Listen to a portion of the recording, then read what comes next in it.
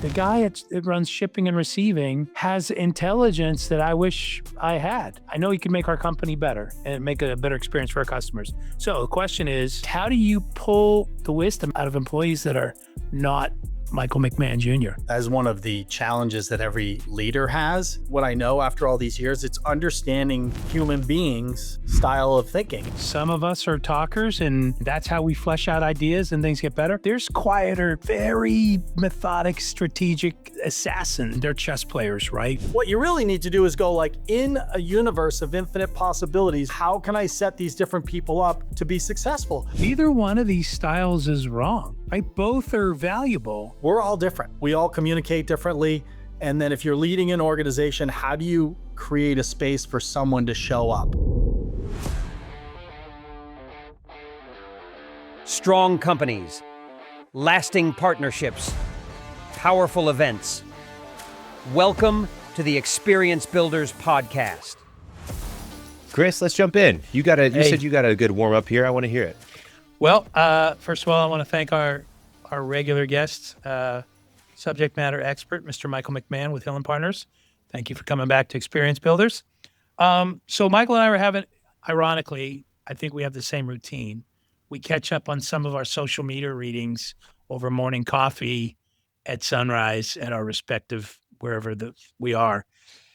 And I think Michael, this person, I want to give plenty of props today to a training and development professional named Pepper Wilson. She had done a post that Michael must have commented on because that put it in my thread.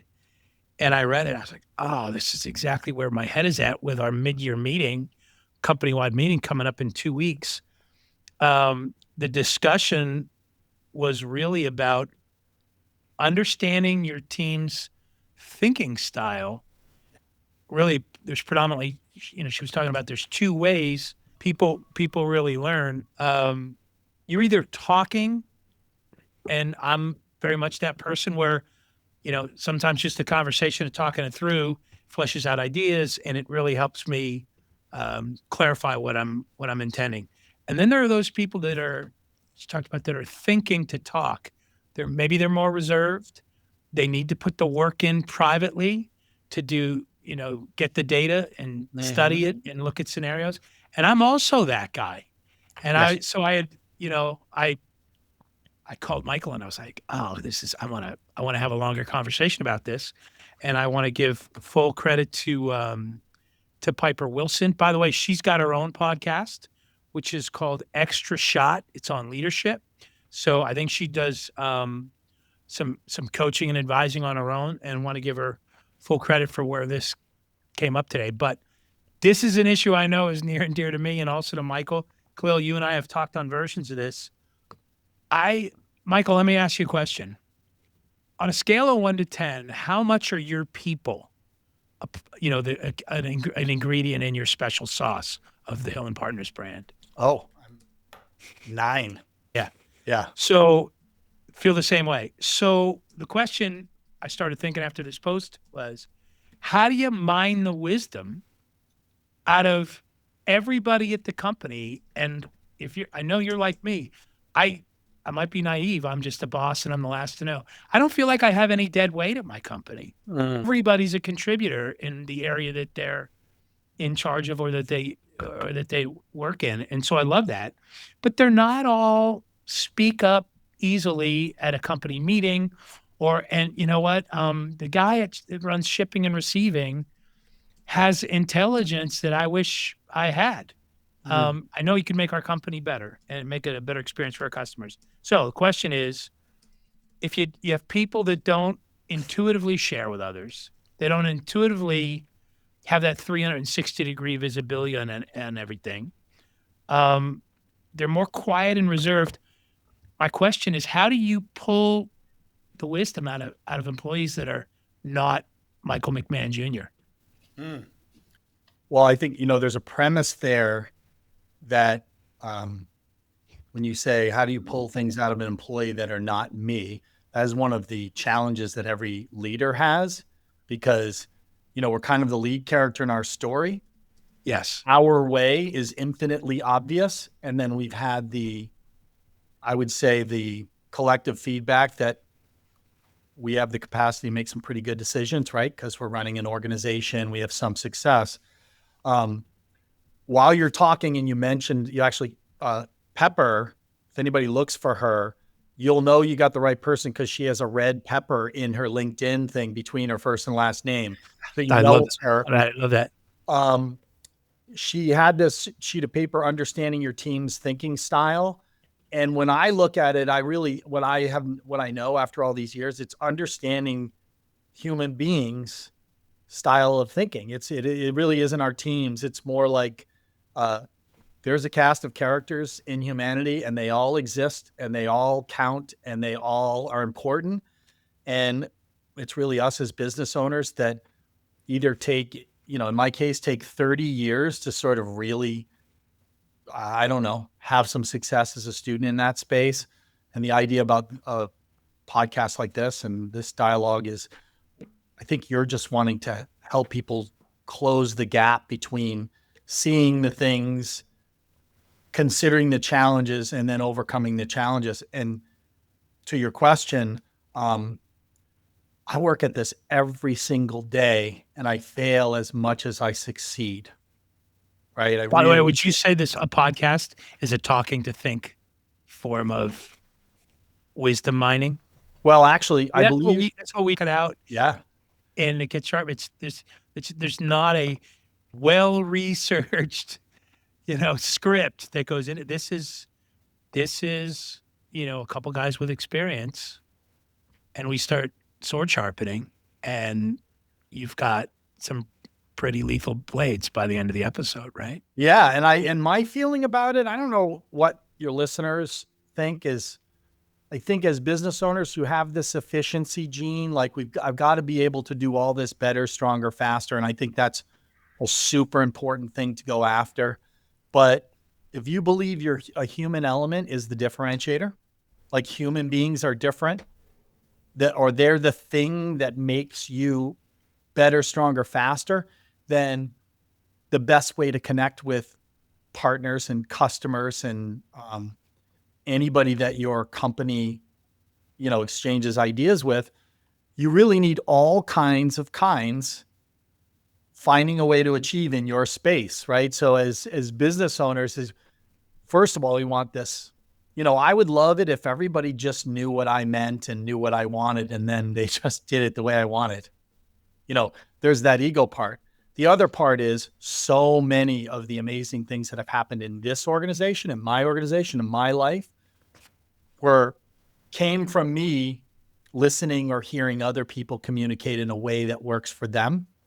That includes my friendship with you, being on the podcast with you guys. When I hear you, I like steal little nuances every time I get to be on these. So I love these sort of tools that just validate the fact that, A, we're all different, right? We all communicate differently. And then if you're leading an organization, how do you create a space for someone to show up? And the talkers, talking to think like me, my greatest asset is I think I'm a pretty good influencer and I can communicate what I mean to people. The biggest challenge there is no one gets a chance. Yeah. Well, so the analogy, and you guys know me, right? I'm forever looking for analogies that are relevant. And sometimes I hit, sometimes I don't. But I was telling Michael, I said, Hill and Partners, your company is like the band U2. And the thing is, I'll show up if Michael's Bono, right? He's the voice. He's the talk it out. If I will listen to any song from any album with that guy singing. And yet, if you really appreciate that band, I mean, the group that the individuals that hold down that sonic bass and background, which is, Larry Mullen on drums and Adam Clayton on bass. They just give it such a foundation that allows it to move into different genres.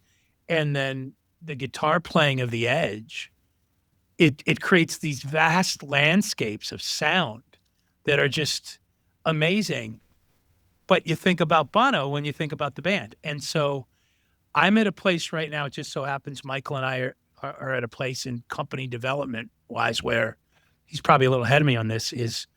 It's about developing your executive team and your leadership team. And so when I look at and Khalil, I hope we put this graph in the notes, because there's Yeah, we'll really share it. we're going to talk about the two styles, the talking out loud to think, and then the thinking people that then talk. I identify with both. I'm, you know, out of the 5 attributes of the talk to think. I'm passionately that guy in all 5 of those attributes. I'm probably 3 of the 5 on the other. But here's what I realize: as I try to be a better leader, developing my managers and my executive team, I'm trying to shut up about it a lot and be more thoughtful and strategic and a planner. So when we get together, I'm the orchestra conductor that I want to be, and you never hear the orchestra conductor.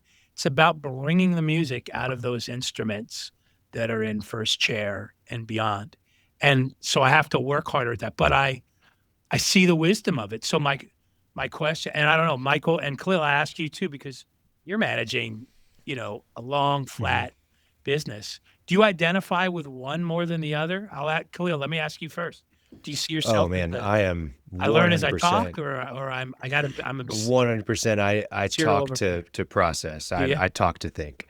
Yeah. So, I think a really big thing for me is that as I'm processing, and I'll just give the example of my wife, our marriage. One day, hey, well, we should start this business. Oh, we should travel here. This is a risky little game. We should move houses. Bringing wives in. Right?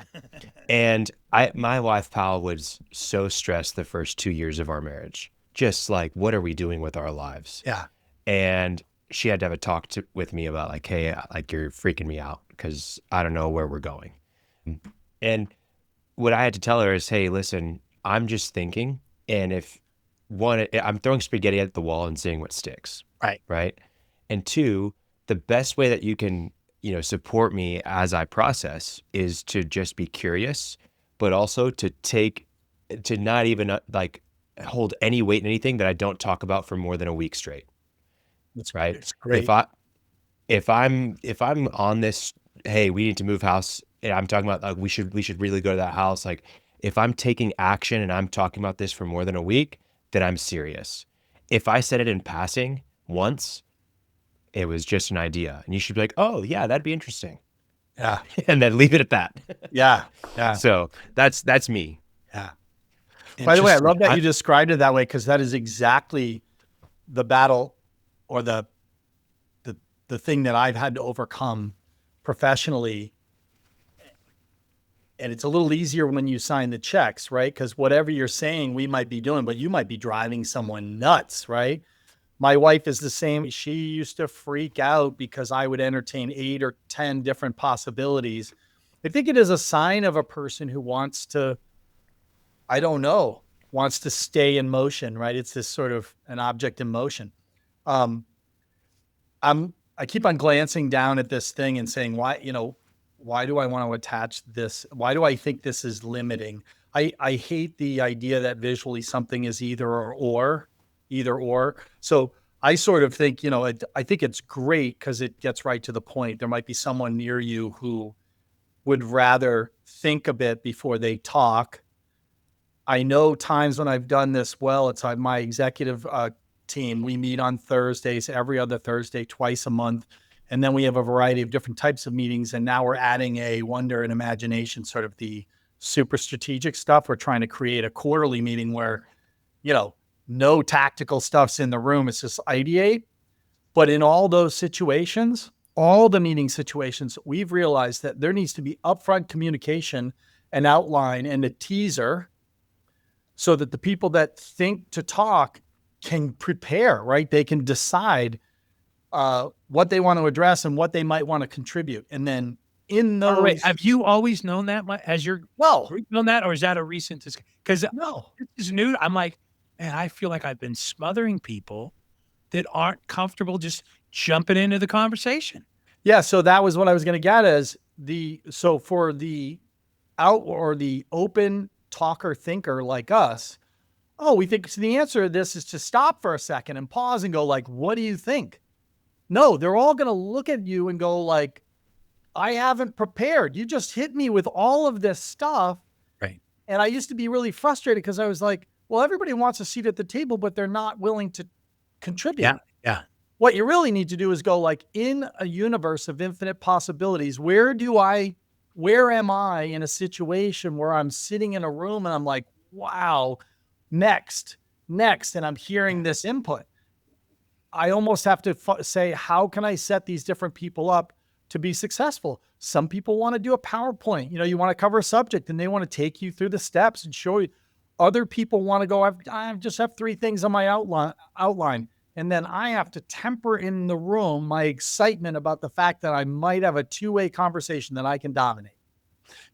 I love Pepper Wilson said it. She said, you and I, we think we've got a communication problem with the team.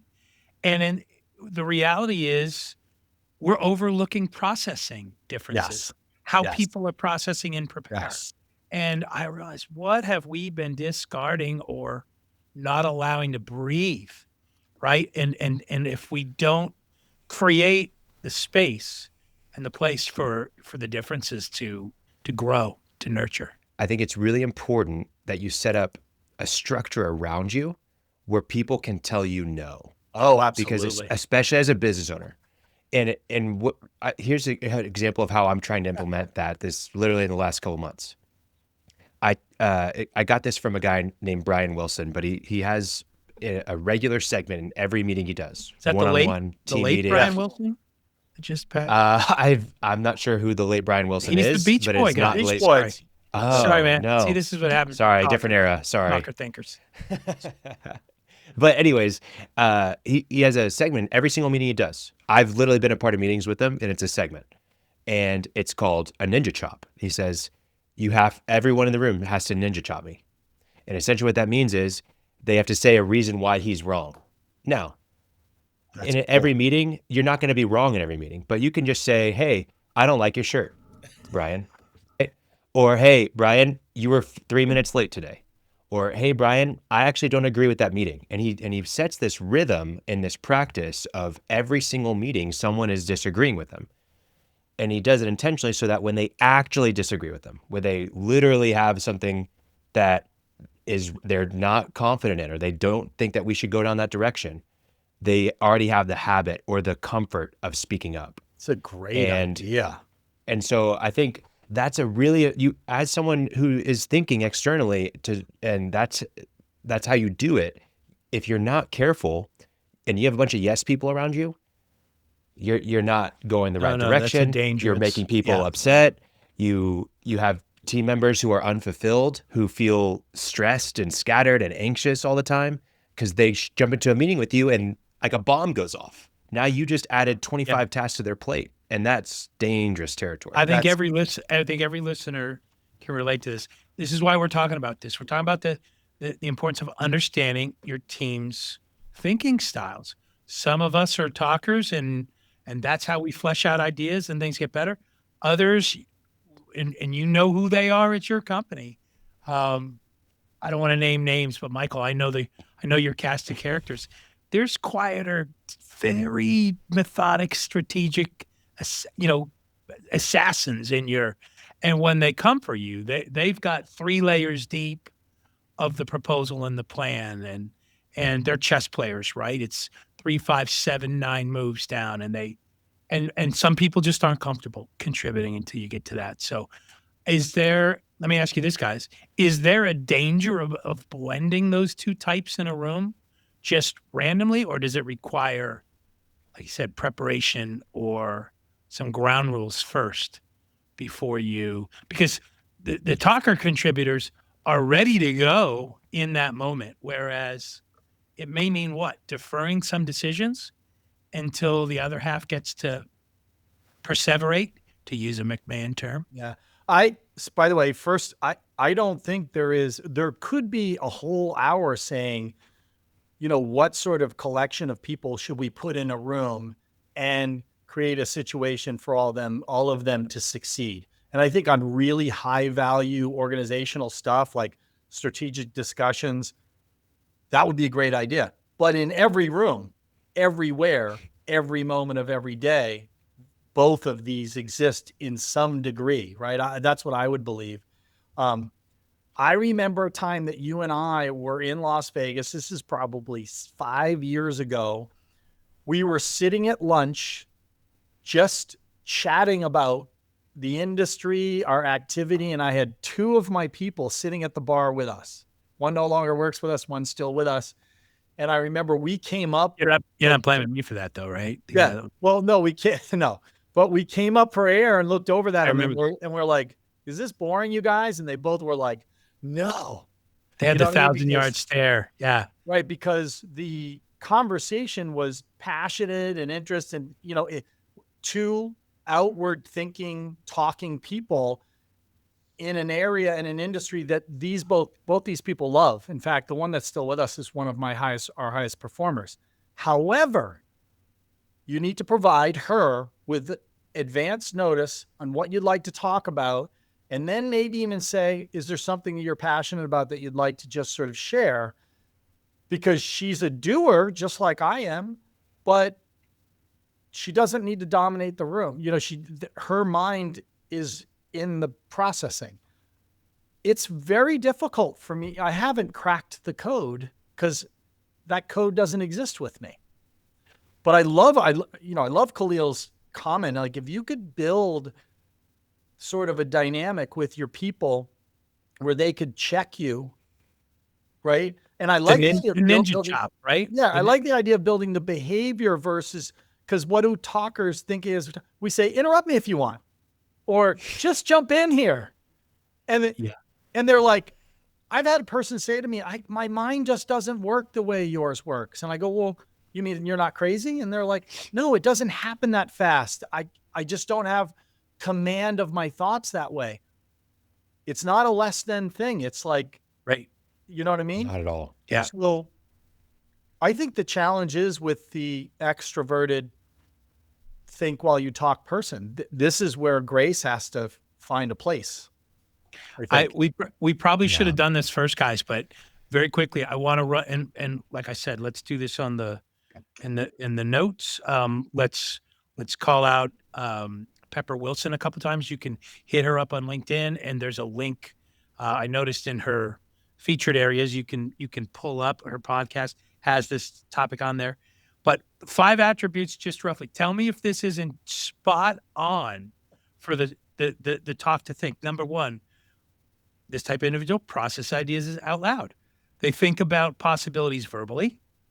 They test ideas through conversation, thoughts while they're speaking. Tell me Michael McMahon doesn't start phrases with, in a world of infinite possibility, like that, right? I mean, you're ready to go. Number 2, okay, by the way, that first idea, processes ideas out loud, I think a great leadership team, if you have that at your company, really helps, because they'll contribute and they will just run with actionable things out of that meeting. Right. I think it happens very naturally. Second thing was you engage spontaneously. This happens at my company every day organically. People jump into discussions naturally. They're responding to ideas in real time. Momentum builds through that dialogue. Absolutely happens. Third thing is, contributions happen during the discussion. It's the conversation that generates new ideas. The thinking evolves just through the sharing and the feedback that happens that way. Iterates on others' input. I steal from my friends and business owners all the time. Michael said he does it when he listens to this podcast. We do the same. Number 4, you build on group energy, for sure. And we feel that in a meeting when everybody's kicking it in. 5, insights show up through the interactions. I've seen it. Connections between humans that get made during these conversations. The group discussions start blending. And there's even patterns while we're talking. Those 5 things, if you are a person that talks in order to think, you recognize all those behaviors. And yet, listen to the other personality profile, no less important, And I bet you're going to identify with some of those attributes. So the thinker that needs to do that before tech, number one, they need time to analyze. They like to review the material pretty thoroughly, understand it, examine different angles, and research independently. I'm that guy a lot. They prefer advance notice. Number two, they appreciate the pre-work plans. They plan to respond at a time. They know what they're going to say when objections or questions come up on a subject. They're just really prepared. Number three, they contribute a lot after reflecting. You need that time to sort of let it marinate, digest it. So when you come back, you're offering polished thoughts and feedback, right? You share views that you can tell when you hear them have been considered, right? And they're complete responses. They're not partial outbursts. Marsha, right? You don't want to get that. These people tend to develop ideas privately. And so they show insights through preparation more than through interaction, which is absolutely true. There's a structured analysis. They can give you, research and footnotes. Anyway, any of those attributes and characteristics I just described, you wouldn't call any of them invaluable, would you? No, they're just knowing I have both of those in my company. All of us have both profiles in our company. How do you mine the wisdom and pull it out of all of those people that you want to hear from? Because they are the special sauce of the company, of your brand. So we're nuts if we don't figure out how to gain their insight, their perspective. I think that as an external processor, a few things that I try to practice that I hope help with this is one, if I'm going into a weekly meeting, that's not the time to come up with ideas, right? Unless that's literally what it's dedicated for. But if I'm going into a one-on-one with someone, we need to have a structure to the meeting. That is typically like what I do with my one-on-ones is I don't set the agenda. So I let the other person set the agenda so they know what we're going to talk about.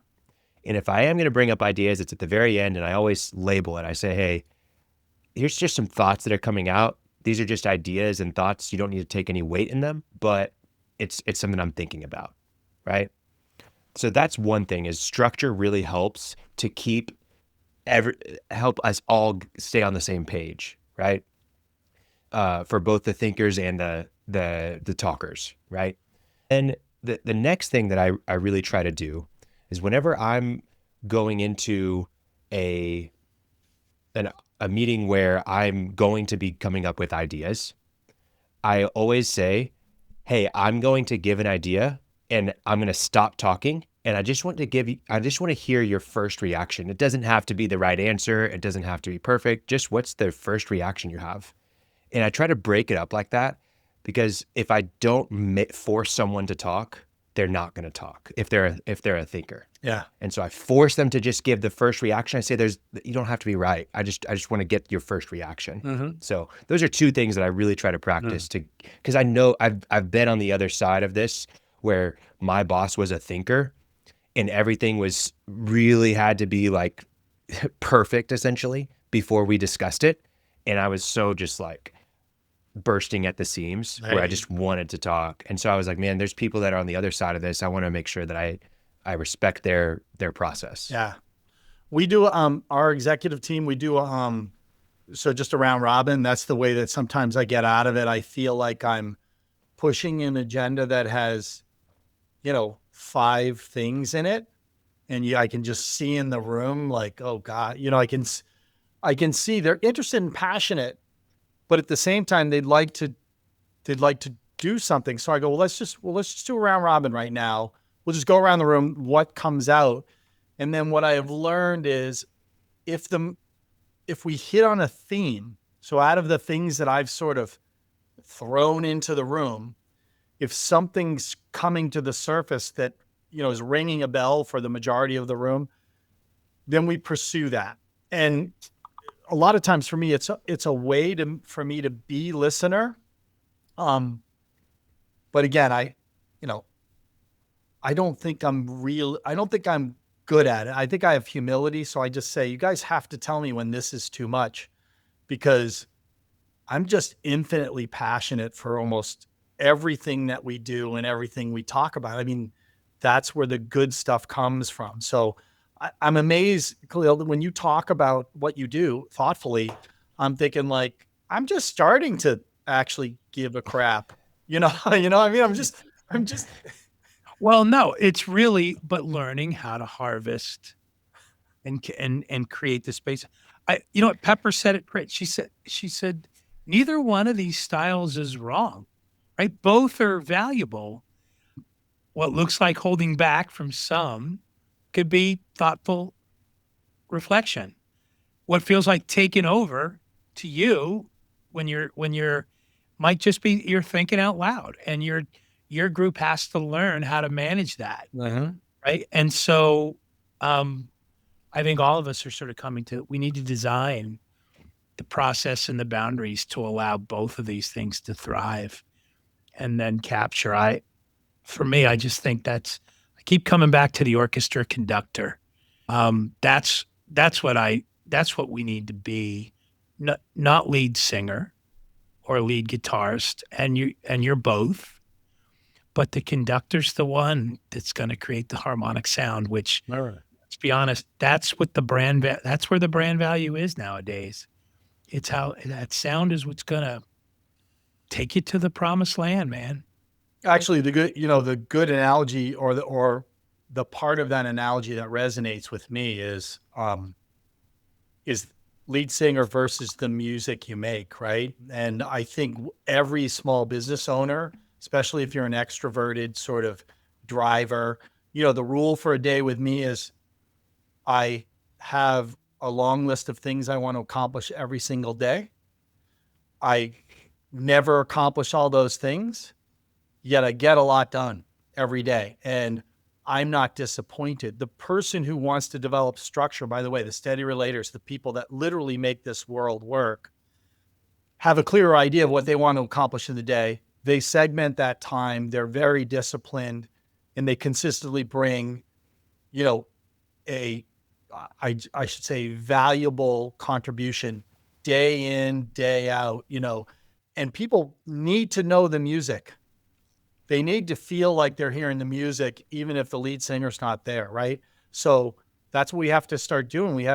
You've got to develop these teams that sort of bleed your brand, and intellectually you have to know that some of the highest contributors on the team, most of them, are those people that are thinking about next Tuesday today, or next month, or 2 months from now, while, I'm chasing squirrels, like verbally all the time. So I think both things need to exist. Yeah. But, we listened to Jim Collins. We went to one of his things, and he was talking, the whole good to great thing. And a lot of these amazing companies that scaled, some were amazing that the full life of the company, that leader grew through the company and then took the reins. But in the system and, sort of the maturity phase of those businesses, a lot of those good to great, they were good businesses. And then they exploded another level because that person or those people leading really had the discipline around that structure and managing information for people and setting people up to succeed, which is really difficult for,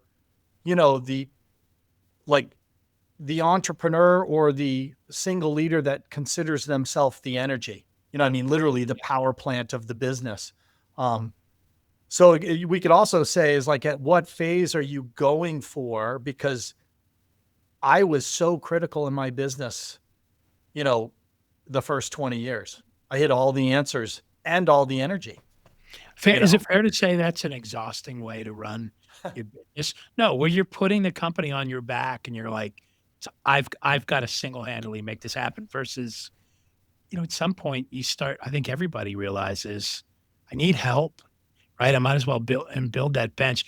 Khalil, let me ask you, and maybe try and close us out here.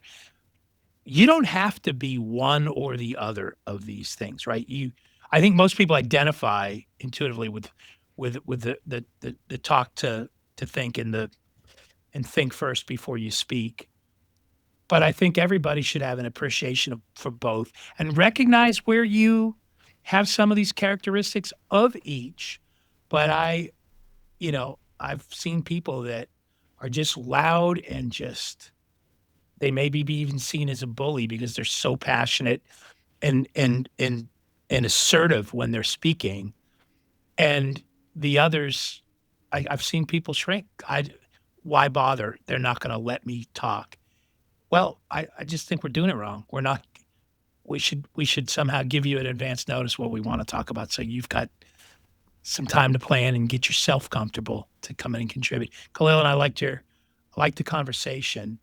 There's there's a book I've read about death by meeting or something where meetings should have a purpose. So if it's a weekly production meeting, we're talking about that. If we're talking about a sales, what we call our blue dot meeting and the new opportunities, we're talking about that.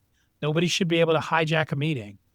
And I don't want so many meetings, but we need to be able to come together at the 10,000 foot elevation and talk about things that will make our companies better, right?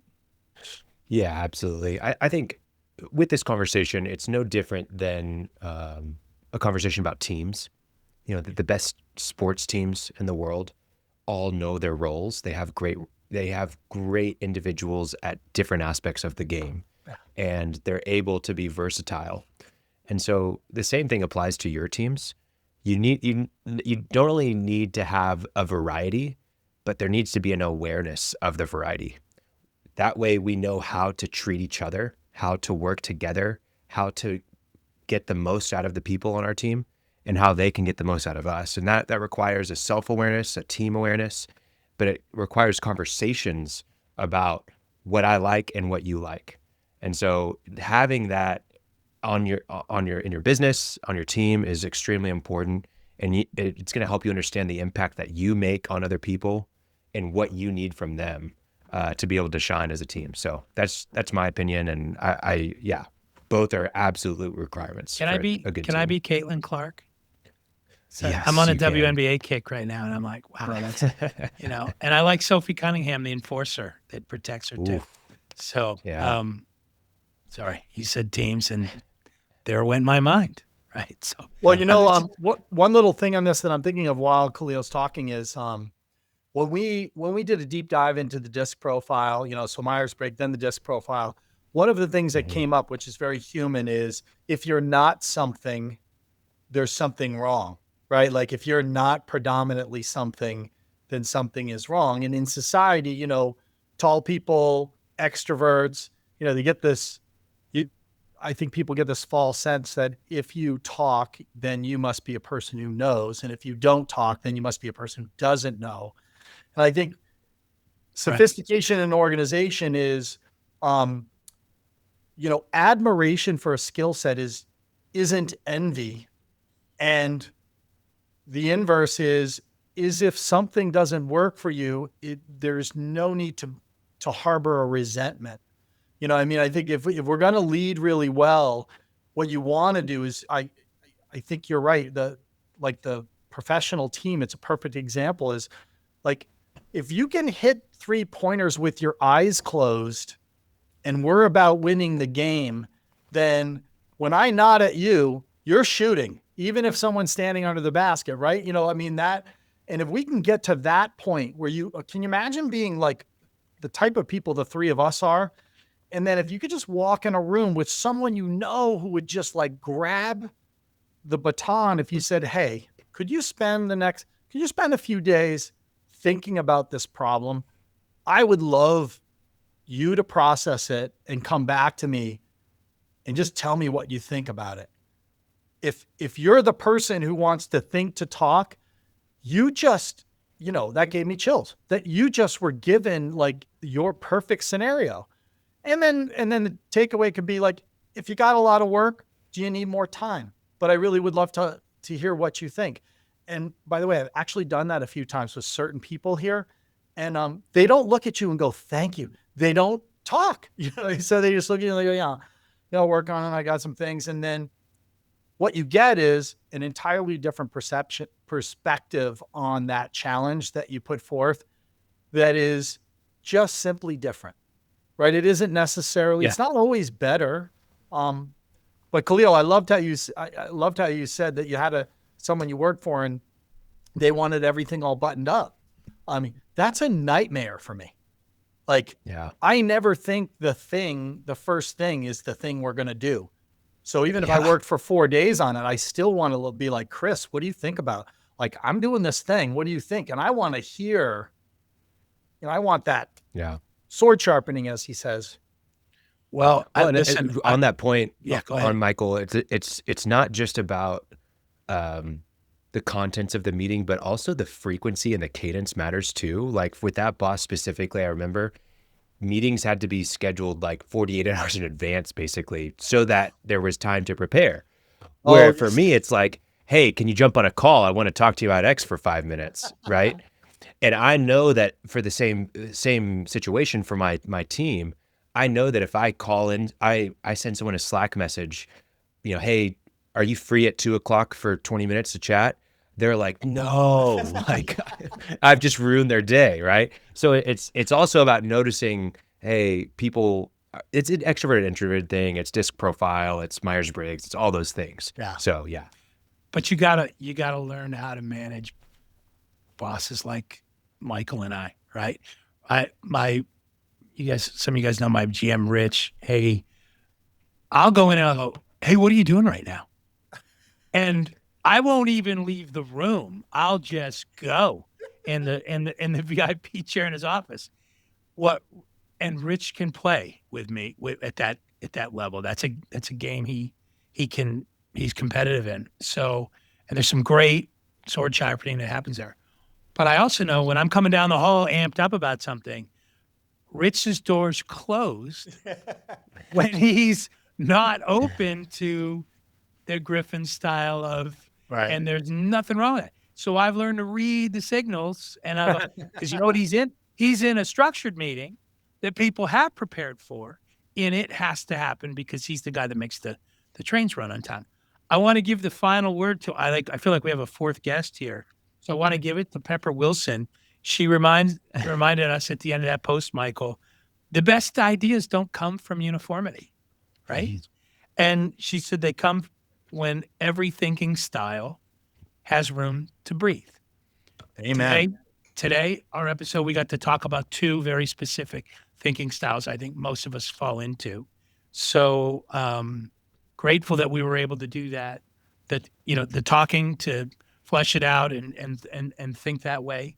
And then the planners and the thinkers that need to do a little more pre-game work before they're prepared to talk knowledgeably and confidently. So for me, I'm now looking at my company differently and seeing people through those two lenses. And I think it's going to make for a better second half of the year for us. So Michael, same aha moment for you? Absolutely. I love what you guys are doing, by the way. Keep it up. Oh, appreciate Thank you. Appreciate the kind words. Khalil, Yeah. What did I forget? I always leave something on the. No, you got everything. We'll have all this in the show notes. Okay, great. I'm sure if you're on YouTube or Spotify, we've shared the screen of Pepper Wilson's diagram here as well, so you can kind of view it in real time. So, Pepper, you're gonna get some new followers, Pepper. We're gonna get you some new followers, Pepper. But again, I'm always happy to give a shout out to like-minded people, and we love the subject of leadership and good leadership and what makes it on this show. So, Michael, thanks for taking my call and jumping in on this with us. I Total pleasure. you making the time. So we'll see you guys on the next one. Excellent. see you around. Peace. Thanks for tuning in to the Experience Builders podcast.